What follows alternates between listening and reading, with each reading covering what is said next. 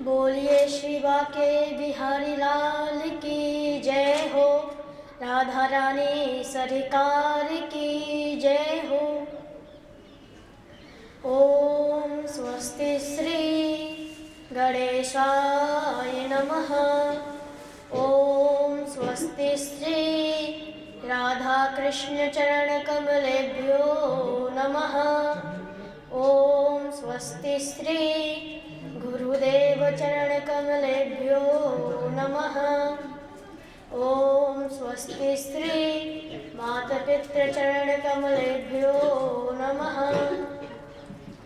लंबोदरं परम सुंदरमेकदन्तं रक्तांबरं त्रिनयनं परमं पवित्रं उद्यद्दिवाकरकरोज्ज्वलकायकान्तं विघ्नेश्वरं सकलविघ्नहरं नमामि। विघ्नेश्वरं सकलविघ्नहरं नमामि। भक्ति भक्ति भगवंत गुरु चतुर नाम बपु एक। तिनके पग बंधन किए ना सही विघ्न अनेक। आइए हनुमंत विराजिए मैं कथा कहूँ मति अनुसार। प्रेम सहित आसन धरियो विराजो पवन कुमार। विराजो पवन कुमार। हरे राम राम राम हरे हरे। हरे कृष्ण कृष्ण कृष्ण हरे हरे।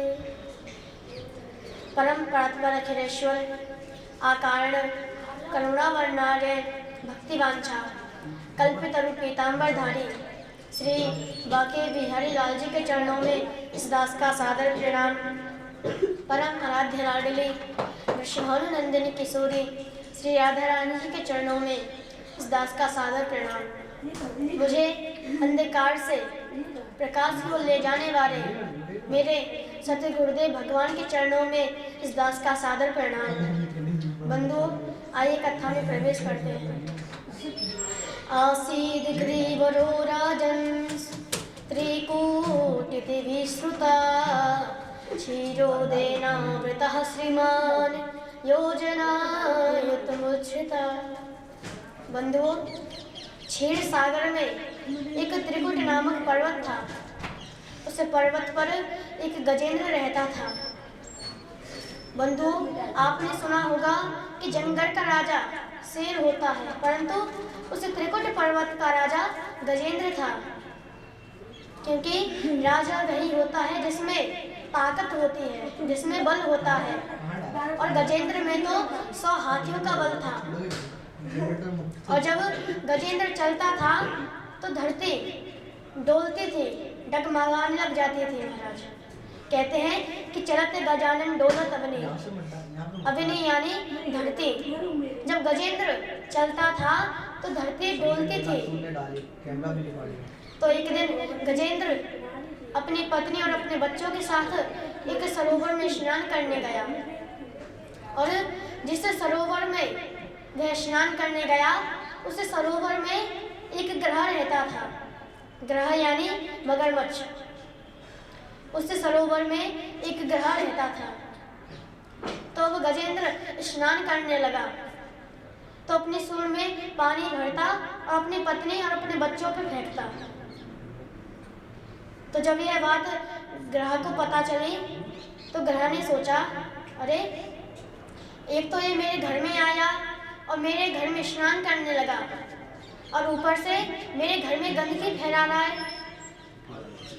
बंधु, आप ये बताइए, जब आपके घर में कोई अतिथि आता है, जब आपके घर में कोई रिश्तेदार आता है, तो आपके घर में एक रात्रि रुकेगा, तो फिर जब जाएगा अपने घर पे तो स्नान करके जाएगा। तो जब स्नान करेगा तो गंदगी फैलाने लगा। महाराज, क्या जब आपके घर में कोई आकर रिश्तेदार गंदगी फैलाएगा तो आप अपने रिश्तेदार से कुछ कहोगे या नहीं कहोगे? आप ही कहोगे कि भैया गंदगी मत करो। तो बंधु उसी प्रकार ग्रह ने किया। परंतु हम जीव बोल सकते हैं, परंतु ग्रह और गज ये जानवर नहीं बोल सकते। तो इसलिए ग्रह ने गजेंद्र का पैर पकड़ लिया और जब पकड़ा तो गजेंद्र का रक्त पीने लगा। तो गजेंद्र को लगा, अरे मैं तो इस त्रिकुट पर्वत का राजा हूँ, कोई एक भक्त आया होगा और मुझे प्रणाम कर रहा होगा। तो जब गजेंद्र में कमजोरी आने लगी, क्योंकि बंधु जब हमारे शरीर में से रक्त निकलता है तो हमारे शरीर में कमजोरी आने लग जाती है। तो उसी प्रकार गजेंद्र के शरीर में कमजोरी आने लगी। तो गजेंद्र ने नीचे देखा कि अरे यह कौन है। तो गजेंद्र ने कहा, अरे यह तो ग्रह है जो मेरे रक्त को पी रहा है। तो अब गजेंद्र और ग्रह में युद्ध होने लगा। महज 100 वर्ष तक युद्ध चला। तो गजेंद्र को लगने लगा, अरे मैं अब इस ग्रह से नहीं जीत पाऊंगा। तो गजेंद्र धीरे धीरे गणेश जी का ध्यान करने लगा। तो गणेश जी के ध्यान के बाद कार्तिकेय जी का ध्यान करने लगा। कार्तिकेय ध्यान के बाद माँ जगदम्बा का ध्यान किया और माँ जगदम्बा के ध्यान के बाद भगवान शिव का ध्यान किया। गणेश जी महाराज सोचने लगे, अरे पहले मुझे बुलाया तो क्या हुआ, मेरे बाद तो कार्तिक को बुलाया है तो मेरे भाई कार्तिक जाएंगे। और कार्तिकेय जी सोचने लगे, अरे दूसरे नंबर पे मुझे बुलाया तो क्या हुआ, मेरे बाद तो माँ जगदम्बा जाएंगी। और माँ जगदम्बा सोच रही हैं कि अरे मुझे बुलाया तो क्या हुआ, मेरे बाद तो भगवान शंकर को बुलाया है तो भगवान शंकर जाएंगे। भगवान शंकर सोच रहे हैं कि पहले गणेश को बुलाया है तो गणेश जाएगा। तो महाराज धीरे धीरे सभी देवता एक देवता की ओर देखते हैं और सोचते हैं कि अरे यह देवता जाएंगे, यह देवता जाएंगे। परंतु गजेंद्र की रक्षा करने के लिए कोई आया नहीं। बंधु आपको बताएं, हमारे जीवन की 5 चीजें एक होनी चाहिए। कौन कौन सी? पहला आसन, दूसरा मंत्र, तीसरा गुरु, चौथा इष्ट और 5वां माला झोली। यह 5 चीजें हमारी एक होनी चाहिए। परंतु गजेंद्र की इन 5 चीजों में से एक भी चीज एक नहीं थी।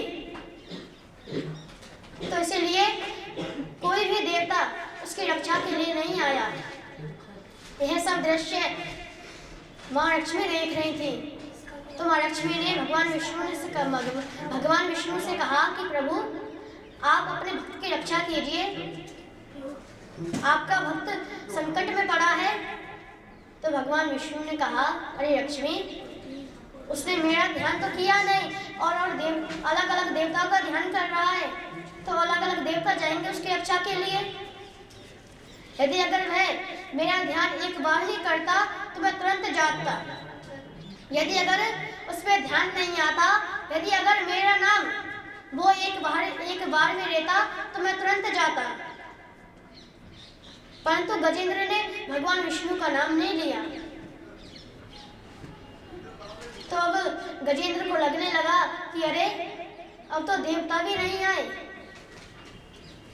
यदि अगर कोई देवता मेरी रक्षा के लिए नहीं आया तो मैं मर जाऊंगा। तब गजेंद्र कहने लगा, हे प्रभु, जो इस संसार का पालन करता है, क्या वह मेरी रक्षा करेगा? तो भगवान विष्णु तुरंत दौड़े। भगवान विष्णु अपने भक्त की रक्षा के लिए तुरंत दौड़े। और भगवान विष्णु अपने साथ क्या ला रहे हैं? शंख, पद्म, गदा और चक्र। इन 4 चीजों को भगवान विष्णु अपने साथ ला रहे हैं। किसके लिए? गजेंद्र की रक्षा के लिए, जिससे मेरे भक्त की रक्षा हो जाए। तो जब भगवान आ रहे थे तो भगवान के हाथ से एक पद्म का फूल सरोवर में गिर गया। तो जब सरोवर में गिरा तो गजेंद्र ने वह पुष्प उठाकर भगवान की स्तुति करने लगा आइए हम सभी भगवान की स्तुति करते हैं।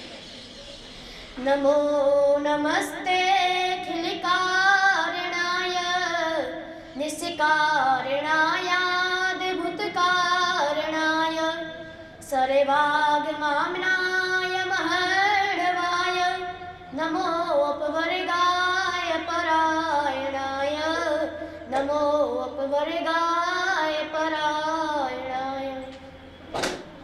इसी प्रकार गजेंद्र ने भगवान की स्तुति की। तो पहले भगवान ने ग्रह का उद्धार किया।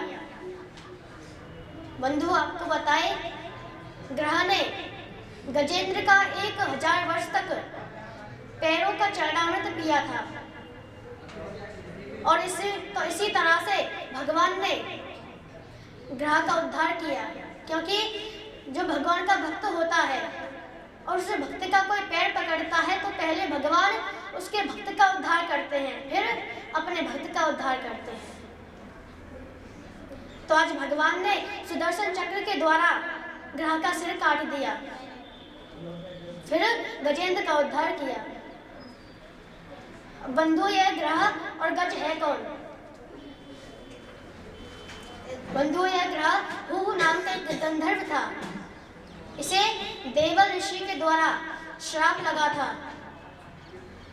जब एक दिन यह सरोवर में स्नान कर रहा था तो उसी सरोवर में देवल ऋषि स्नान करने आए।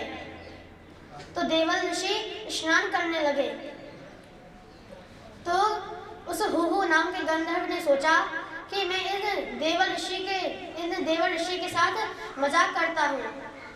परंतु हुहु नाम के गंधर्व को क्या पता था कि ये देवल ऋषि गुस्से में आकर मुझे श्राप दे देंगे। तो हुहु नाम के गंधर्व ने मजाक किया कि एक ग्रह की तरह देवल ऋषि को डराया, एक ग्रह की तरह आवाज निकालकर देवल ऋषि को डराया। तो देवल ऋषि डरकर सरोवर से बाहर आए और जब देखा तो वह हुहु नाम का गंधर्व था। तो देवल ऋषि ने श्राप दे दिया कि अरे तू एक ग्रह की तरह करता है, जा तू ग्रह बन जा। तो जब हुहु नाम के गंधर्व ने कहा, प्रभु गुरुदेव